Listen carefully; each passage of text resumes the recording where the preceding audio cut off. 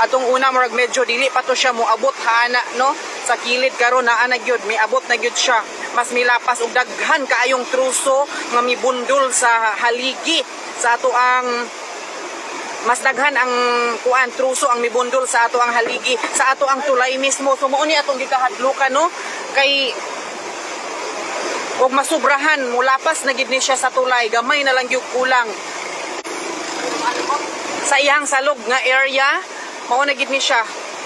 Susad kaayo no.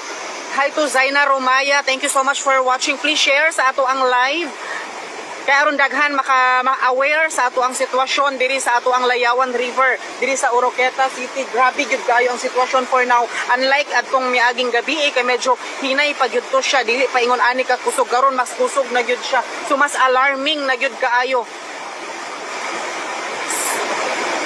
So naa na kita sa red alert level. So